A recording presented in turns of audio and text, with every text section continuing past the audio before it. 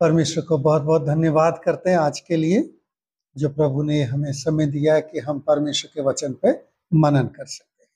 मैं आपको एक कहानी सुना के और फिर शुरू करना चाहूँगा कि हम मनन क्या कर रहे हैं।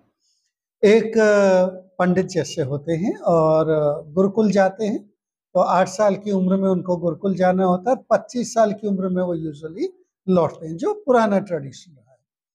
तो 25 साल की उम्र में जब वो लौटा, लगभग 17 साल पढ़ाई करने के बाद, आज का लगभग आप कह सकते हो जी बीए पास करके आ गया। एक तरह से बीए में 17 साल लगभग उतना लगता है करने में। और जब वो वापस लौटा और अपने घर आया, तो उसके पिताजी से मिला और कहा मैंने अपनी शिक्षा पूरी कर ली है और सब एकदम बढ़िया से हो गया। तो उसके पिताजी ने कहा ठीक है, तुझे एक सवाल पूछना है मुझे, और ये सवाल का अगर तूने उत्तर दे दिया तो शिक्षा पूरी हो गई, और अगर वो सवाल का उत्तर नहीं दिया तो तेरी शिक्षा भी अधूरी है। तो इतने लंबे साल पढ़ के आया था, बिल्कुल पूछो, सब आता है मुझे। जो आमतौर पे हम सब के अंदर होता है। तो उसने कहा अच्छा एक बात बता, पाप का बाप कौन है? फिर देहाती हिंदी में जैसे कहते हैं, यानी who is the father of sin, जो पाप है उसका पिता कौन है? इतनी ढेर सारी पढ़ाई जरूर करी थी उसने, लेकिन ये तो कभी नहीं पढ़ा है, किसी भी नहीं पढ़ाया कि पाप का पिता कौन है। तो उसने कहा ये तो नहीं पता मुझे, लेकिन एक बात जरूर है, मैं पंडित हूं और मेरा काम है शिक्षा देना, और इसके लिए मुझे शिक्षा होनी चाहिए।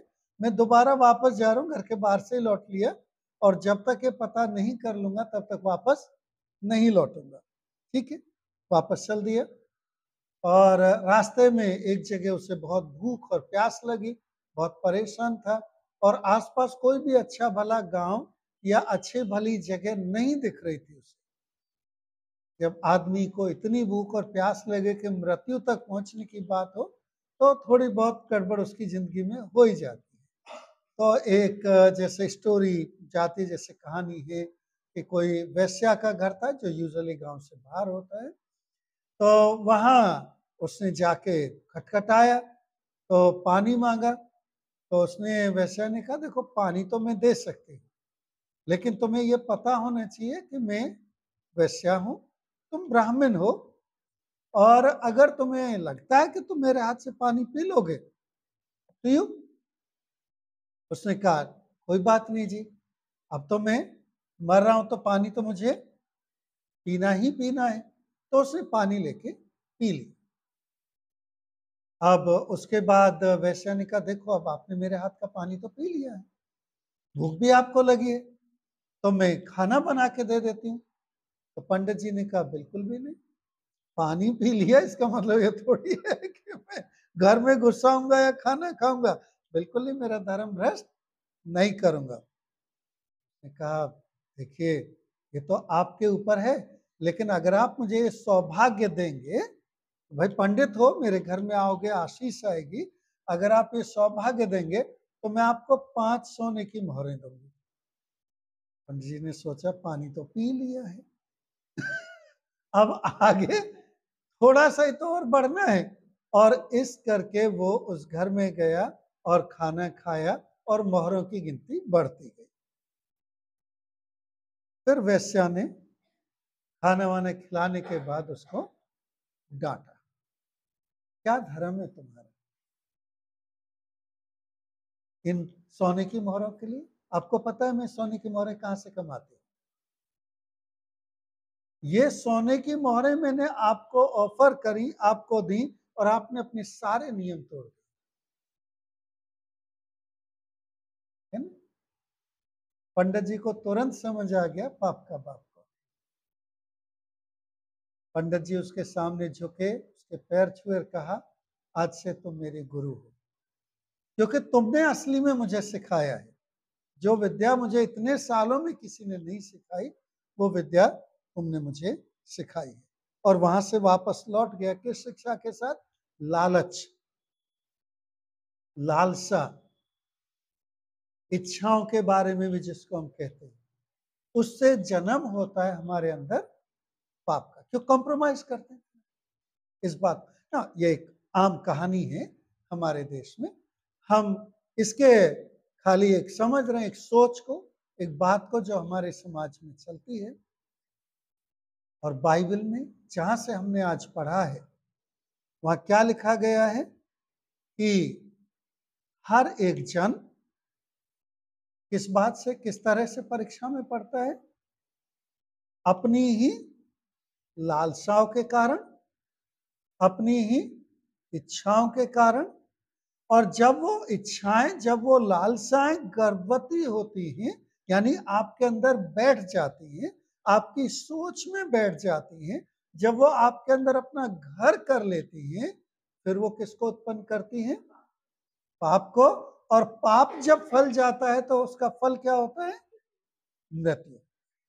आज हम इसके ऊपर बातचीत करेंगे, लेकिन हम इसको अकेले आयत को नहीं, बल्कि इस संदर्भ में जो पहली आयत से हमने पढ़ा और 17-18वीं आयत तक जो याकूब बातचीत कर रहा है, उस संदर्भ में और बाकी याकूब की पत्री को भी थोड़ा सा हम लोग जानते हुए और देखते हुए समझेंगे, पढ़ेंगे। तो याकूब एक पास्टर है, और याकूब जो पास्टर है वो अपनी कलीसिया, जो एक बहुत महत्वपूर्ण कलीसिया यरूशलेम की, जिसमें बहुत से प्रेरित और दूसरे अगुए आते हैं, वहां सेवा करता है। बहुत महत्वपूर्ण कलीसिया है।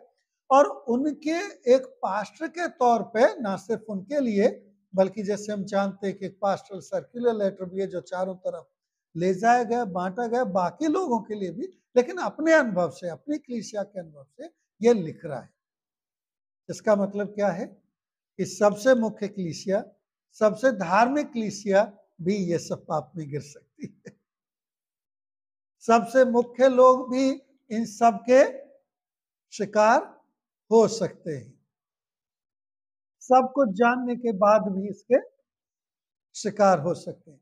यानी हम में से हर एक इसका शिकार हो सकता है। हम में से हर एक जन इन बातों में गिर सकता है।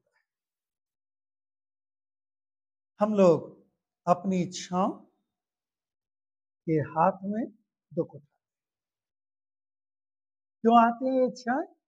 क्योंकि पाप का असर जो आदम में हमारे ऊपर हुआ, आज भी है। हम उस श्राप से तो छुड़ाए गए हैं, इसमें कोई शक नहीं। हमें नई सृष्टि भी बनाया गया है, ये बात भी सही। लेकिन फिर भी उस पाप का जो श्राप है जो आदम में हमें मिला, उससे पूरी तरह हम बाहर नहीं है। और इस कारण से हमारे अंदर जो लालसाएं हैं, जो हमारी इच्छाएं हैं, आज भी हमें इन चीजों में गिराती गिराती रहती है। इसलिए हमें क्या करना चाहिए? जो नई सृष्टि देने वाला है, जो हमारी मदद करने वाला है, जो हमसे इतना प्रेम करता है, जो हमारी मदद करता है, हमारा परमेश्वर पिता, पुत्र और पवित्र आत्मा के रूप में हमारा प्रभु यीशु मसीह, जिसने अपना बलिदान हमारे लिए दिया, उसके अनुग्रह में और पवित्र आत्मा की मदद से, जब, हालांकि हिंदी में परीक्षा ही कहा गया, ट्रायल और टेम्पटेशन दोनों को, लेकिन दोनों में फर्क है।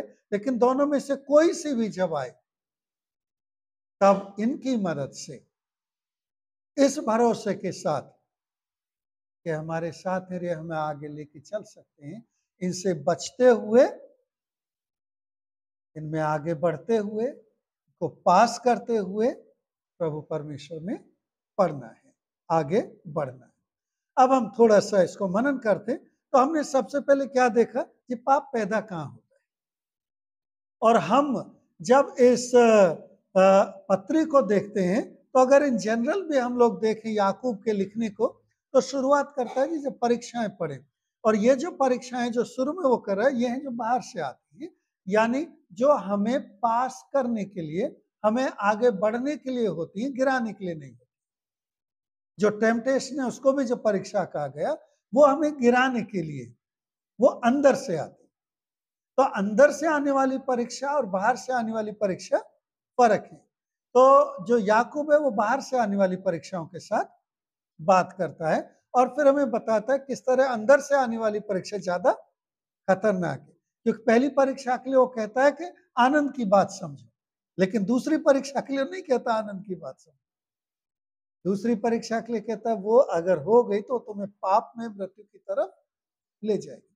और फिर अपनी बाकी पत्री में वो डायरेक्टली इनडायरेक्टली इनके असर दिखा रहे हैं। उदाहरण के लिए पहले ही अध्याय में अगर हम 19वें आयत के आगे पढ़ेंगे तो पहला असर क्या दिखाता है?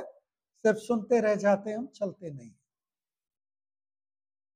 क्योंकि हमारी जो लालसाएं हैं, जो परीक्षाएं हैं, वो हमें इतना कमजोर कर देती हैं, ऐसे दूर कर देती हैं परमेश्वर के प्रेम से बहुत सी बार कि हम उसके वचन को सुनते तो हैं लेकिन उस पर चल, क्योंकि हमारे अब अकेले के बस का भी नहीं हो जब तक पवित्र आत्मा जो प्रभु यीशु मसीह ने हमें दी है हमें हाथ पकड़ के इन शिक्षाओं में ना चलाए, मदद ना करे। फिर उसके बाद जब हम आगे बढ़ते हैं तो जो दूसरा जो पाप लालसाओं के वजह से जिसे हम टेम्पटेशन में रख सकते हैं बजाय ट्रायल के, वो क्या था कि जब कलीसिया में कोई आता था तो पक्षपात करते थे।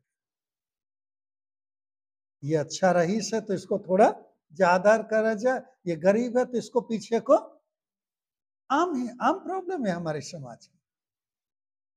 जबकि हमें डांटते बेइज्जत पैसे वाले ही करते हैं, गरीब आदमी तो इज्जत करता है ना।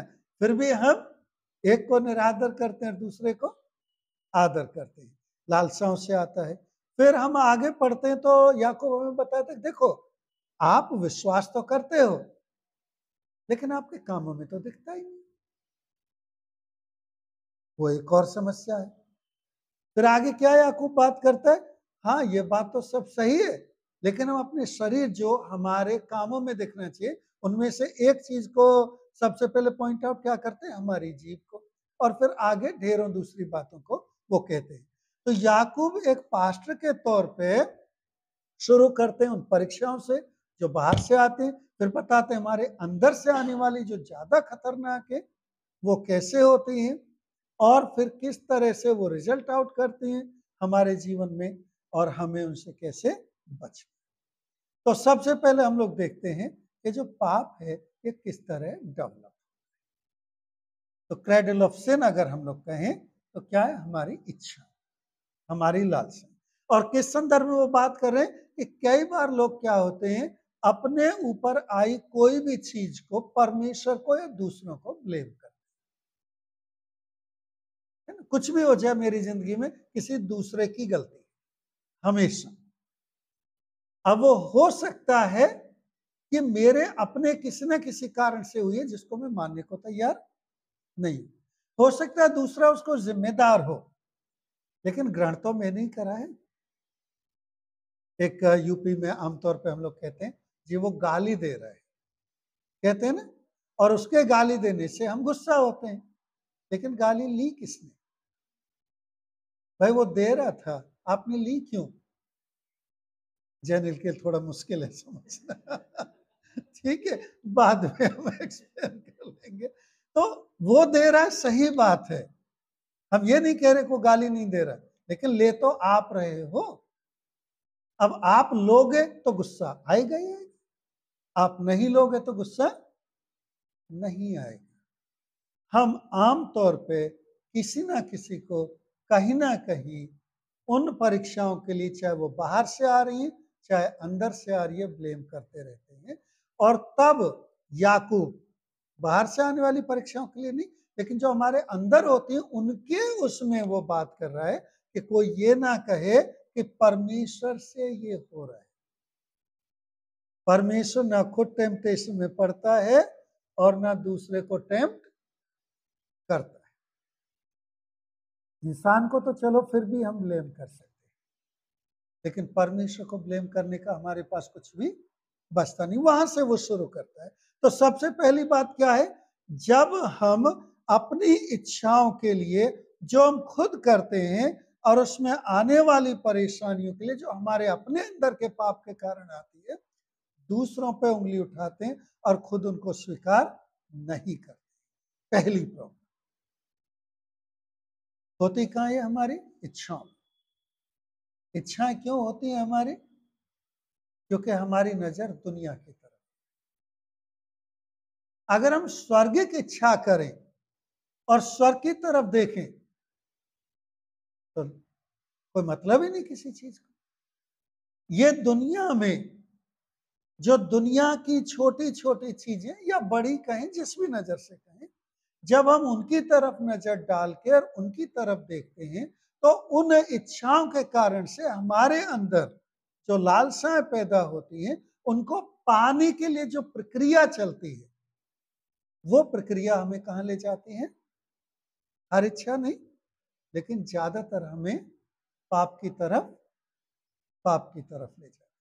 और हम में से कोई भी मनुष्य इतना सामर्थ्यवान नहीं है कि इन इच्छाओं पर काबू पा सके। ऐसे समझ है, ये जो हमारी इंद्रियां हैं या इच्छाएं, जैसे आंख नाक कान, इन्हीं से हमारी इच्छाएं आती हैं, ये उन घोड़ों की तरह हैं जो रथ को खींच रहे हैं, जिसमें हम लोग बैठे हैं।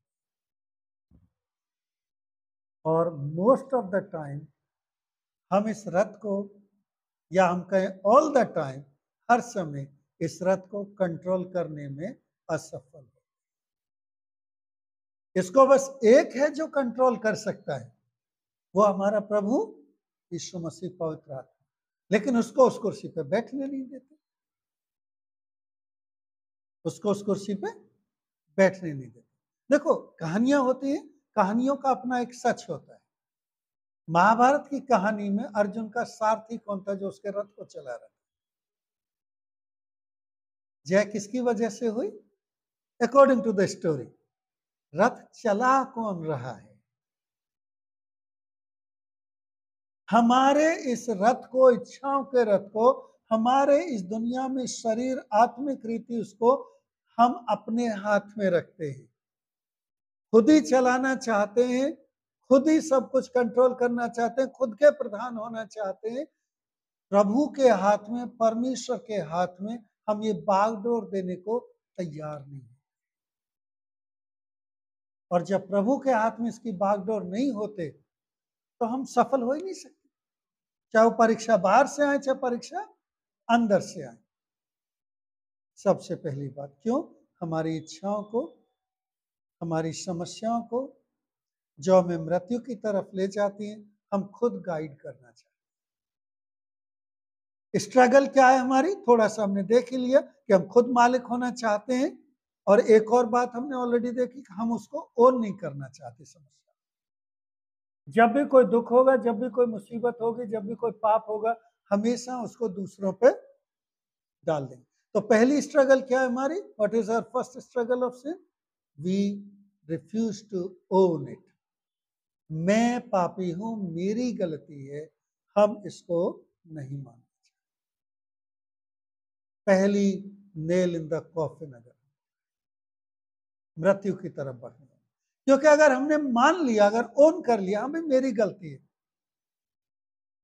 तो युद्ध तो वहीं समाप्त हो गया, उसके आगे बढ़ेगा कहां? और बढ़ेगा भी तो उसके दूसरे उसको रोकने।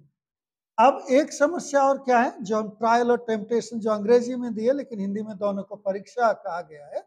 और अगर मैं उनको कहूं बाहर से परीक्षा और अंदर की परीक्षा, तो बाहर की परीक्षा और अंदर की परीक्षा को हम कंफ्यूज करके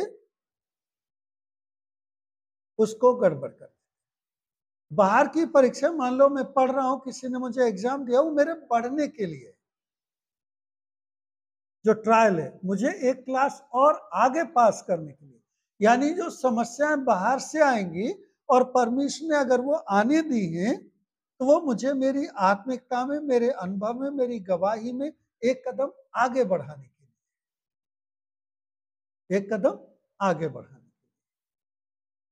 लिए, ये एक चीज है। और इसके लिए क्या कहता है याकूब? खुशी की बात है।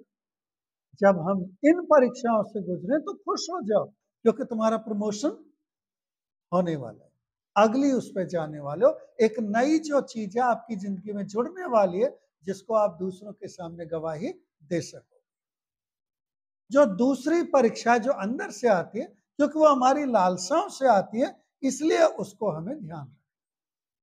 एक को आनंद की बात समझना है और दूसरे को हमें अवॉइड करना। आसान नहीं है वो, कर सकते हैं पवित्र आत्मा की मदद से, परमेश्वर के साथ होने से, लेकिन आसान नहीं है, वो बहुत मुश्किल है।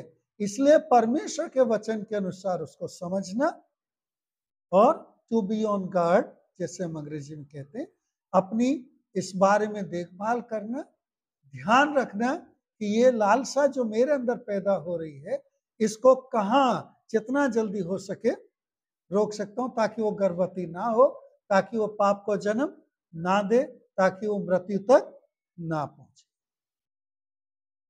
प्रॉब्लम और हमारी क्या होती है स्ट्रगल पाप के साथ? हम उसको इंसानी सामर्थ्य में हल करने की कोशिश करते हैं। पाप बेशक हम इंसानों की जिंदगी में हमारी गलतियों से होता है, लेकिन हमारे हाल में नहीं है, वो हमारी सामर्थ्य में नहीं है कि हम उसका हल निकाल सकें। वो सिर्फ परमेश्वर ही मदद कर सकते हैं। और जब तक हम इंसानी रूप में उसको अपनी सामर्थ्य में, अपनी उधेड़ बुन में उसको हल करने की कोशिश करते रहेंगे, नहीं होएगा।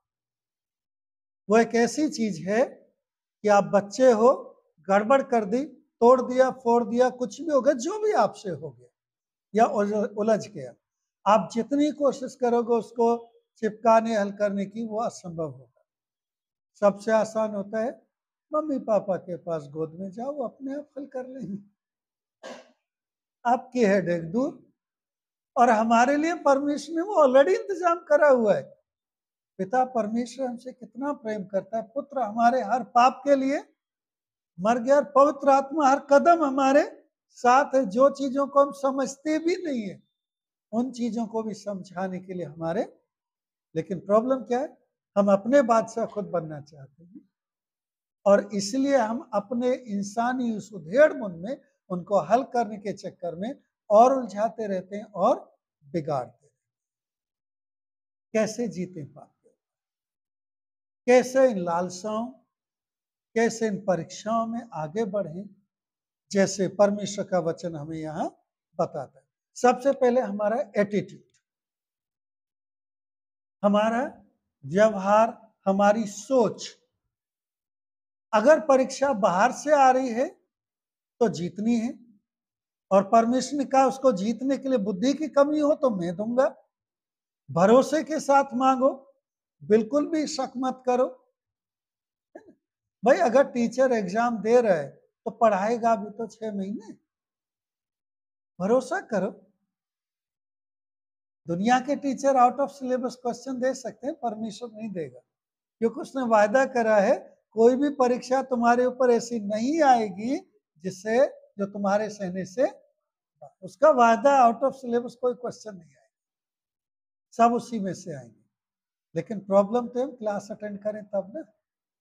हम लोग पढ़ते नहीं ना, ध्यान नहीं देते हैं जब परमेश्वर हमें सिखा रहा हो।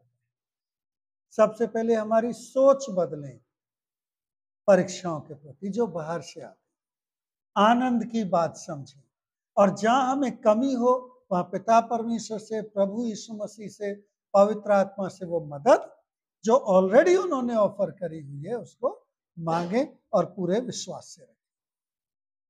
ये कहने में आसान लगता है, होता नहीं।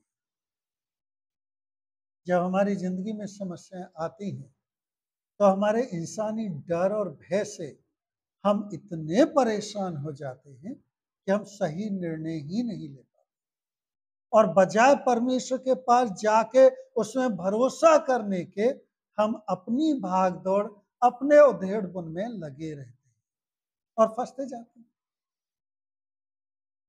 समझ नहीं आ रहा मुझे क्या होगा, लेकिन मुझे इतना पता है कि पिता है, पुत्र है, पवित्र आत्मा है। मुझे ये पता है कि वो जरूर कुछ ना कुछ करेंगे। अगर उन्होंने परीक्षा मेरी जिंदगी में आने दी है तो उन्होंने प्लान भी जरूर करा होगा, लेकिन आसान नहीं होता है जब तक कि हम पूरे रीति से अपने आप को प्रभु के चरणों में छोड़ ना दे। आसान नहीं। Guard against desires that bring temptation, ये तो हमारी सोच थी जो बाहर की परीक्षा है। जो हमारे अंदर परीक्षा आती है, ऑफ कोर्स परमेश्वर के वचन से हमें उनके प्रति सचेत रहना होगा, सजग रहना होगा।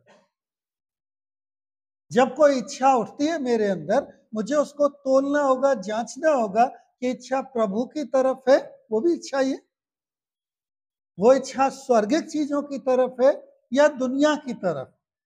और अगर दुनिया की तरफ है तो क्या परमेश्वर वो चाहता है? अगर वो चाहता तो देगा, या मैं चाहता हूं और फिर मैं चाहना, वो हम कोई नहीं रोक सकता, वो हम सबके अंदर है। अब उसके आगे एक्शन होता है। उस चाहने के लिए मैं किस हद तक जाने को तैयार, वो गर्भवती होगी और फिर पाप को जनेगी। डिपेंड करता है मैं और कितने कदम आगे बढ़ गया। अगर वहीं रुक गया उस लालसा में, लालसा को नहीं रोक सकता मैं, इच्छाओं को नहीं रोक सकता, लेकिन उस पर एक्शन को रोक सकता हूँ, प्रतिक्रिया को रोक सकता हूँ। अगर वो प्रतिक्रिया में परमेश्वर की मदद से, पवित्र आत्मा जो उसका वचन परमेश्वर ने हमें दिया हुआ है, भाई वचन देंगे तो मेरे पैर के लिए क्या है? उजियाला है, दीपक है, तो वो मुझे दिखाएगा कि ये ठीक नहीं है या अंधेरे की तरफ ले जा रहे, तो वहां रुक सकता हूं मैं। परमेश्वर का वचन मुझे मदद करेगा, पवित्र आत्मा उसको समझने में मदद करेगी। प्रभु यीशु मसीह ने जो नई सृष्टि जो बनाए वो मुझे मदद करेगी। परमेश्वर का प्रेम मुझे मदद करेगा। तीसरी बात, मैं अकेले में, जैसे हमने शुरू में भी कहा था, अपनी सामर्थ्य में सब नहीं कर सकता। और परमेश्वर कह भी नहीं रहा कि तुम अपनी सामर्थ्य से सारी परीक्षाएं जीतो। शुरू में ही याकूब क्या कह रहे? आनंद की बात समझो, और बुद्धि की कमी लगती है, नहीं समझ आ रहा क्या करना है, डोंट वरी, चिंता मत करो, परमेश्वर से मांगो, वो देगा। अपने अंदर कमजोरी लगती है आपको, जी पाप जीत रहा है, प्रभु यीशु मसीह जो मेरे और आपके हर पाप के लिए मर गया, उसके चरणों में जाओ। समझ नहीं आ रही कोई चीज, पवित्र आत्मा मुझे और आपको दी गई है कि जो मुझे सिखाएगी, जब उसके वचन को मैं पढ़ूंगा, जो मुझे समझाएगी, लेकिन भरोसे से। चलिए एक और कहानी आपको बता दें, ठीक है। एक हमारे जैसे कोई चंचल जन थे, किसी सभा में गए, परमेश्वर का वचन सुना, बहुत उत्साहित होके आए। वचन क्या था? अगर पहाड़ से भी कहो विश्वास के साथ ये हट जाए तो वो हट। सही बात है, लिखा है। अलग अलग इंटरप्रिटेशन कैसे लोग उसको करते हैं, और भोले लोग बेचारे फंस जाते हैं। एक्चुअल में प्रैक्टिकलिटी ये थी कि उनके घर के सामने एक्चुअल में पहाड़ था, जिसकी वजह से सूरज की धूप नहीं आती थी। तो उन्हें सॉल्यूशन मिल गया। घर गए, दरवाजे पे खड़े हुए, परमेश्वर के नाम से पहाड़ हट। भाई वही तो प्रचार हुआ था, वही तो बात हुई थी। सो गए, सुबह उठे, खिड़की खोली, पहाड़ वहीं था, पहाड़ कहीं नहीं गया था। तो क्या कहा होगा उन्होंने? पता था मुझे कहीं नहीं जाएगा ये, वो तो ट्रायल कर रहा है। 99.99% मसीह ऐसे ही करते हैं। जो वचन सुना होता है, जो याद करा होता है, जिसको हम लगता है कि पूरी तरह, उस पर भरोसे के साथ नहीं चलते। हम सब फेल होते हैं, हम सब फेल। हमें से कोई भी इस काबिल नहीं है जो पहाड़ को कह के हट जाए और दूसरे दिन भरोसे से दरवाजा खोले कि वो हट गया है। हम सब खिड़की खोल के देखते हैं कि वो हटा है कि नहीं। हम सब की कमजोरी है, हम सब की कमजोरी। वो तो एक मजाक की बात है जी किसी के बारे में ना, लेकिन हम सब की, हम में से हर एक जन। तब हम क्या करें? परमेश्वर में भरोसा, उन चीजों के लिए जो परमेश्वर करना चाहता है, करता है, ना कि उन बातों के लिए जो हम चाहते हैं, ना कि उन बातों के लिए जो हम चाहते हैं। मेरी और आपकी, हम सब की जिंदगी में ये रोज होता है। जो आज मैं बात कर रहा हूं, इससे मैं अलग नहीं हूं। आप में, हम में से कोई भी अलग नहीं, हम सबके साथ। आज हमने ये सीखा ये क्यों होता है, इसकी जड़ कहाँ है, और इससे परमेश्वर में, प्रभु यीशु मसीह में नई सृष्टि होकर पिता के प्रेम में और पवित्र आत्मा की सीख से कैसे हम इस पे जय पाए। मैं आखिरी 17-18 आयतों को पढ़ के समाप्त करना चाहूंगा। हर एक भला दान कहां से आता है? परमेश्वर से। प्रभु पिता परमेश्वर जो ज्योतियों का परमेश्वर है। क्यों? क्योंकि उसमें भेदभाव नहीं है, कोई बदलाव नहीं है, वो बदलता नहीं है, कोई भेदभाव नहीं करता है, बल्कि वो अपनी ही इच्छा से जो अपना वचन मेरे और आपके अंदर जो सत्य का वचन ने दिया है, वो चाहता है वो पनपे, ताकि मैं और आप नए नए और अच्छे फलों के फल लाने वाले फर्स्ट फ्रूट है ना, we should be a kind of first fruit of his creation। परमेश्वर में प्रथम आगे बढ़ने वाले, पीछे नहीं, आगे बढ़ने वाले। आइए हम लोग प्रार्थना। प्रभु परमेश्वर, आपको धन्यवाद और महिमा करते हैं, आपकी स्तुति आराधना करते हैं। प्रभु आप हमारे साथ हैं, हमें आशीष दें, आप में बढ़ाएं और चलाएं। आपकी स्तुति और धन्यवाद करते हैं।